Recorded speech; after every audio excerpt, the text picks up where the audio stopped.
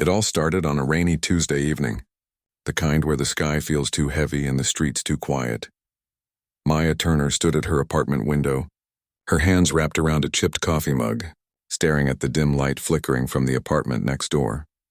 Mr. Howard, her neighbor, hadn't been seen outside in days. He was the kind of man most people overlooked. Thin, gray-haired, his shoulders permanently slouched from years of working in a factory, and a quiet presence who kept to himself. The only time Maya ever saw him was when he shuffled to his mailbox or watered the single dying plant on his balcony. Something about that night tugged at Maya's heart. She had grown up watching her grandmother leave plates of food for lonely neighbors, saying, "Kindness is how we keep the world from going cold." Maya put down her coffee, pulled on her raincoat, and knocked on his door. The door creaked open after a long pause, revealing Mr. Howard's frail frame. His eyes widened in surprise.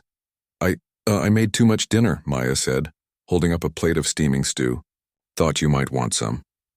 For a long second he just stared at her. Then slowly, his lips curled into the smallest smile she'd ever seen. "Thank you," he said softly, his voice rough with disuse. That one plate became 2, then 3, then a daily ritual. Every evening, Maya would bring over a meal, and eventually they began to eat together.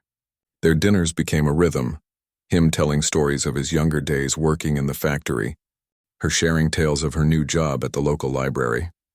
She learned that Mr. Howard had a son, but they hadn't spoken in over 10 years. The reason was vague, some kind of falling out that left them both hurt. Whenever he spoke of his son, his voice cracked, and Maya would quickly change the subject to make him smile again. As the weeks turned into months, Maya became the highlight of his day. He started sitting up straighter, humming softly as he waited for her knock at the door. But one evening, she found him sitting quietly, his hands trembling. "I'm not sure I'll be here much longer," he said gently. "But having you here, you've made me feel like I mattered again." Maya felt her throat tighten. She stayed with him longer that night, holding his hand until he fell asleep. 2 days later, Mr. Howard didn't answer the door. Maya found herself sitting in a small hospital room, her heart heavy. The doctor said he'd had a stroke.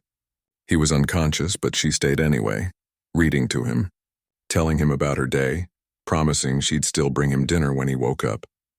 And then, one afternoon, a tall man in an expensive suit walked in. Maya looked up, startled. "I'm sorry, who are you?" she asked. The man's eyes were red-rimmed, his jaw tense. "I'm Daniel Howard," he said, his voice cracking. "His son?" Maya blinked. Daniel looked nothing like the frail man in the bed.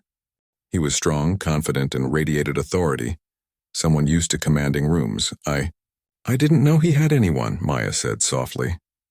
Daniel glanced at her, confused. "And you are?" "I'm his neighbor," she said, standing awkwardly. "I've been bringing him dinner every night, just so he wouldn't be alone." Daniel stared at her for a long moment. Then, to her shock, he sat down beside his father and took his hand. "I didn't know," he whispered. "I didn't know anyone was looking after him." Over the next few days, Daniel kept coming back. And every time Maya was there, they talked between the rhythmic beeps of hospital machines. Daniel told her about leaving home young, working his way up, building a tech company from nothing. He admitted he had been too proud to come back, too angry to forgive.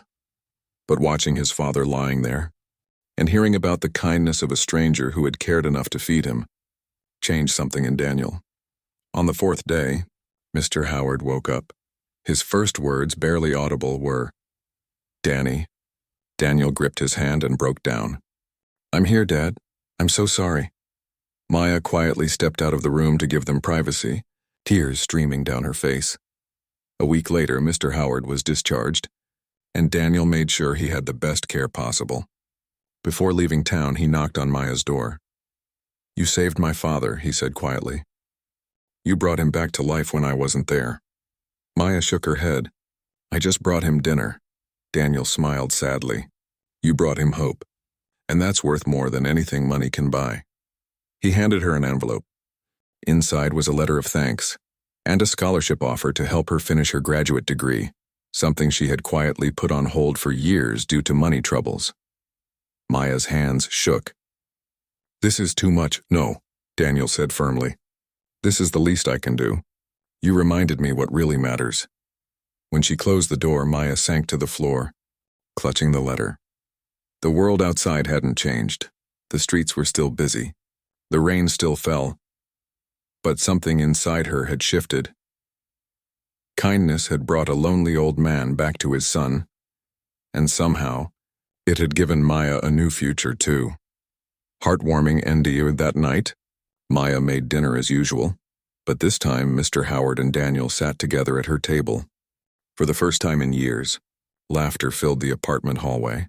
Kindness had built a bridge where pain had once stood, and Maya realized her grandmother had been right all along.